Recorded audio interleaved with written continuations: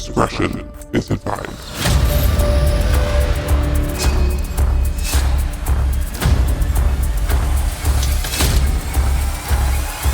This is 10-Minute Murder.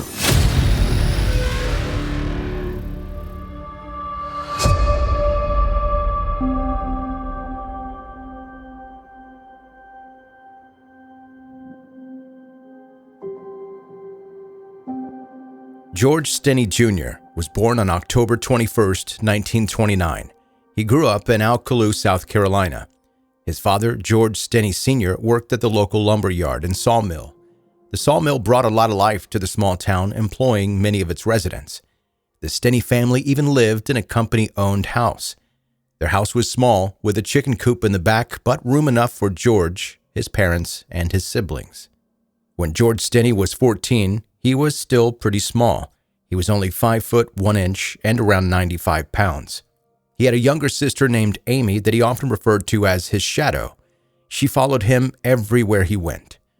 On March 22, 1944, they were playing outside of the house when 2 little white girls riding their bikes stopped to talk to them. This was extremely unusual. At the time, the town was still extremely segregated. The white and black families attended different churches, the children went to separate schools, and the railroad tracks divided their housing. The girls were looking for maypops. It's a name they used in that area for passion flowers, and Stinney told them he didn't know where to look for the maypops, so the girls continued on their way. The next day, while his parents were away at work, 2 black cars rolled down the dusty driveway. Amy was scared, and she hid in the chicken coop. George and his brother John were taken into custody and questioned for murder. Betty June Binnicker, age 11, and Mary Emma Thames, age 7, never made it home from their bike ride. Their bodies had been found on the black side of the train tracks, their heads beaten with a blunt object strong enough to crush their skulls, and the oldest had physical signs that she may have been raped. John was released, but George Stinney was charged with the crimes. One of the arresting officers claimed that Stinney gave a full confession and even told them where to look for the murder weapon. After a search of the area, they found a railroad spike. In just 81 days, Stinney was dead too. The trial started and ended on April 24th. Stinney's defense was made up of 1 court-appointed counsel, Charles Plowden, a tax commissioner that was running for a local office. The prosecution called on 3 of the arresting officers, the reverend that discovered the girls' bodies and the 2 doctors that performed the post-mortem exams. Plowden didn't even cross-examine the prosecution's witnesses, called in none of his own, did not challenge the prosecutor's recollection of events, even though he told 2 different versions, and did not question why there was no record, written or confirmed, of the confession. He did nothing to defend George Stinney Jr. The entire proceeding lasted only 2.5 hours. In less than 10 minutes, the jury, which consisted of 12 white men, returned from deliberation with a verdict of guilty for the 14-year-old boy. Judge Philip Stoll sentenced Stinney to death by electrocution. The crowd, both in and around the courthouse, seemed pretty pleased with the finding. There were over 1,000 white men and women that showed up for the trial. Even though the defendant was black, they did not allow black men or women in the courthouse. From the time Stinney was arrested, his parents were not allowed to see him until after the trial. He sat in the interrogation rooms alone, no parents and no counsel. He sat in jail awaiting the trial, alone. His parents had not been allowed to visit or communicate with him at all. Stinney's father was fired from his job, and since they lived in a company-owned house, they had to immediately move. They relocated closer to grandparents while they figured out what to do. They tried to find someone to help them appeal the ruling. Local churches and the NAACP appealed to Governor Olin Johnson to consider clemency considering the age of the boy. Ironically, most of the letters he received were from white women that didn't want to see someone so young executed. The governor visited Stinney 2 days before his execution. The governor said that he wanted those begging for clemency to know that Stinney killed the smaller girl so that he could rape the bigger one. But then he killed the bigger one before raping her dead body. He even returned later with the intention of raping her again, but found the body was already too cold. He claimed Stinney admitted all of it. Of course, it was reported that all of those were rumors that the governor heard, and that it never came from Stinney directly. Stinney told other inmates that he was coerced and maintained his innocence. On June 16, 1944, at 7:30 a.m., he was prepared for execution. His arms and legs and body were restrained to the chair. He was too short, so they placed a thick Bible under him. When asked if he had any last words, he said, "No, sir." Then they placed a leather strap in his mouth, and he burst into tears. They placed a mask that seemed way too large on his head, and his sobs could be heard around the room. With the first flick of electricity, the mask shook off of his head, revealing the tear-stained face of the young boy. It took 3 flips of the switch before he was pronounced dead. There was a witness from one of the victims' families and said that the event was not nearly so dramatic. He denied that they placed a Bible under him or that the mask fell off as soon as the electricity was turned on. Exact records of the event cannot be found, so we can only go on what is recounted from those that were there. So why, 80 years later, is this case still being debated? In case you haven't been able to tell so far in the story, very little has been actually agreed upon what occurred in 1944. In 2004, George Frierson, a historian that grew up in Alcaloo, started researching the case. It wasn't long before several pro bono lawyers got involved, and then they got more people to volunteer. They went through historical documents, found witnesses, and located evidence that they believe could exonerate Stinney. Although there was no transcript of the actual trial, a motion for a new trial was filed in 2013.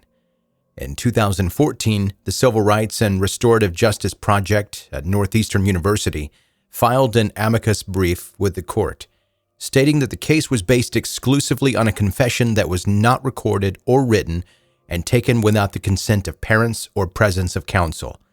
Rather than approving a new trial, the judge vacated the conviction.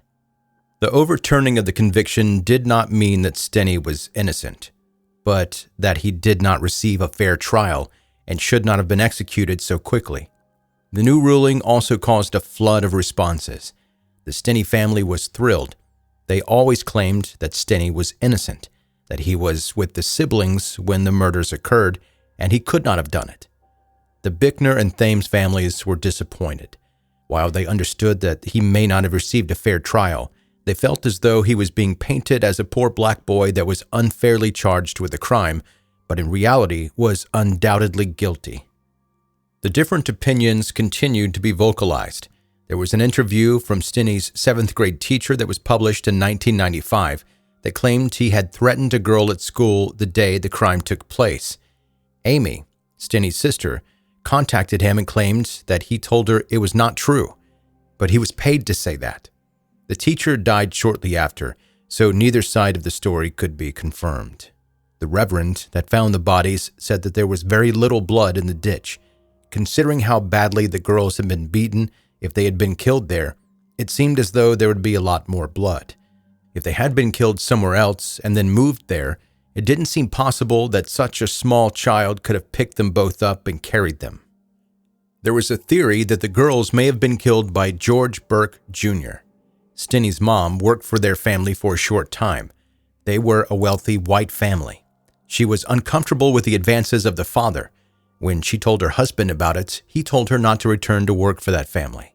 Mrs. Burke was angry over the whole event, maybe a little embarrassed, and the theory is that the boys hurt the girls and pinned it on George Stinney Jr. to get even. Added to that, George Burke Sr. owned the property where the girls were found and served as the foreman on the grand jury in Stinney's case. Supposedly, a member of the family made a deathbed confession about the event, but once again, there are no records and no one to confirm it.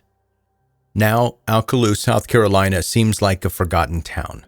With a population of around 400 people, weeds have reclaimed old buildings and vacant stores line the streets. Yet the memory of what happened is far from fading. 3 memorial crosses are placed at the ditch where the girls were found. One for each young life lost after a tragic event. Sometimes it's not the truth that decides the outcome of a story. Sometimes the majority can be persuaded by which side is the most convincing. As the old saying goes, believe nothing you hear and half of what you see.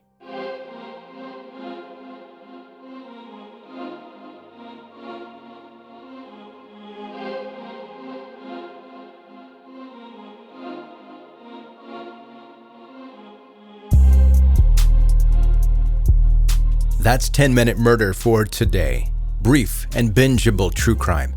I'm Joe, I'm the host, and I really appreciate you listening. If you're new to 10-Minute Murder, make sure you hit subscribe right now wherever you like to listen to podcasts.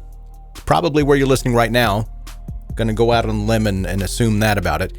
Just hit subscribe, and that will more easily help you catch up on all of the back episodes. Now, that is if you're a brand new listener. Now, if you're an OG listener, chances are you've already caught up on all the back episodes. And if that's the case, make sure you are following 10-Minute Murder on all places that the podcast has a presence on social media. Links are in the show notes of the episode, or go to 10minutemurder.com and you'll find the links to all of that stuff. Now, we haven't done this in a while, but a quick listener email. Hi, Joe. It's been ages since you gave a list of pet peeves or things bothering you right now. So do it, please. I like your podcast. Nancy in North Kakalaki. And by the way, she wrote North Kakalaki. I didn't just try to sound cool and say that. What's bothering me right now? Man, I try to stay pretty positive, so it's difficult to come up with this on the spot. However, stop saying that people rock. You rock. Nobody has rocked since like 2004. We can stop saying that. Hit me up, knock it off. Don't say that anymore. And also, why are we doing shout outs still? We can mention something, but shout outs, I'd like for shout out, the term shout out, to just altogether go away. I cringe a little bit every time someone says, let me give you a shout out. Now, it's different in different contexts. In different contexts, which I'm not going to go into, like it's acceptable. But for most contexts, I don't want to be shouted out. I don't want to hear someone be shouted out. I don't know why that bothers me. And I understand that it's irrational, but I was asked the question by Nancy in North Kakalaki, so I feel like I'm compelled to answer. All right, that's going to do it. That is the episode for today. Thank you so much for listening to the podcast, and I'll see you in the next one.